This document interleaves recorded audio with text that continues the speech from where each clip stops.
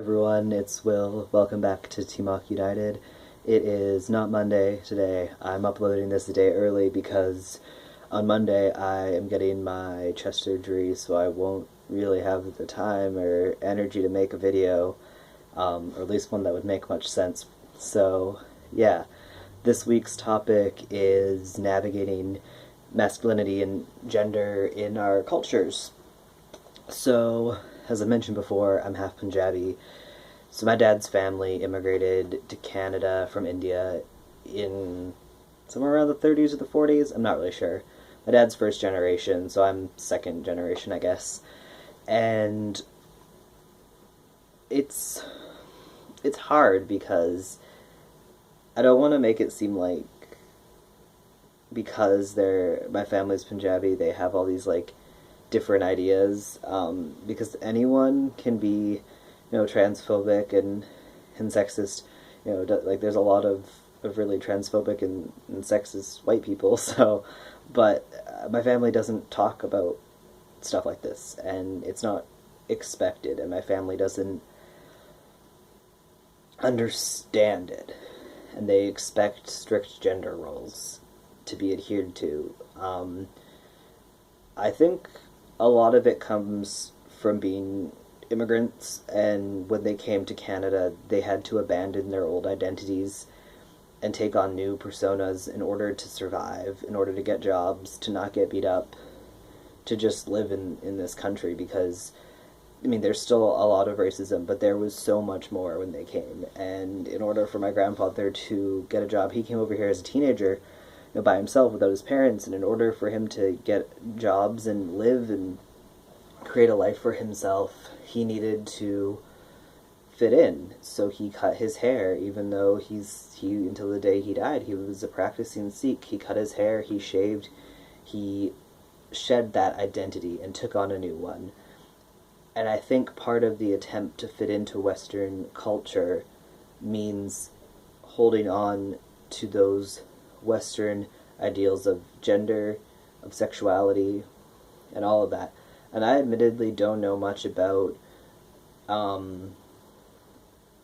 gender roles and being trans in Indian culture, and I think that we can't really look at it as just purely Indian because of the fact that India was controlled by Britain for like 150 years. So we can't separate colonization from attitudes, I think.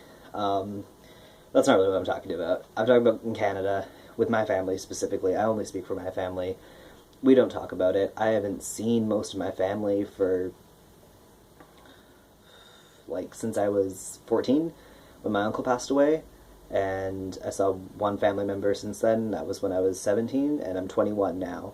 And that is, the only reason is because I'm trans, and because I didn't know how to tell them, and they don't know how to react to it. But I'm actually seeing my family on Christmas Day, or at least parts of it, so that'll be interesting.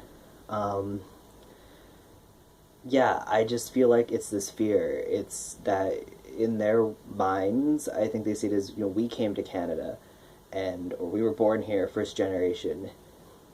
We gave up so much of ourselves in order to fit in and provide me, my generation, a better life. And now I'm going against that. And I'm not fitting in. I mean, in their minds, I'm going against what is proper according to Western standards. So, I get it. I think it's fear. I think that it's a mixture of not knowing, perhaps because of generational gaps, because of language gaps. English is not my grandparents' first language. I don't speak Punjabi, so I can't speak to them about this transition in their language, in their first language. And they're fluent in English, but words like that aren't common in everyday life. And plus, they're in their late 80s, so that's a whole other problem. So yeah, I feel like often people of color, especially people from Asia, well, maybe just all people of color actually, are seen as sort of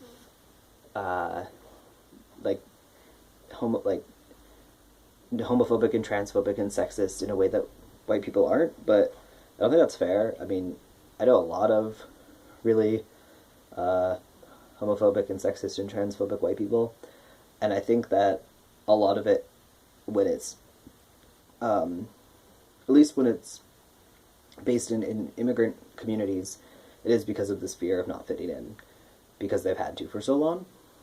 So yeah, I hope that makes sense, and I didn't just ramble a lot about things like colonization. This video is like 5.5 minutes long, so I should wrap it up, and I will see you in 2 weeks' time, and hopefully on an actual Monday next time. Bye.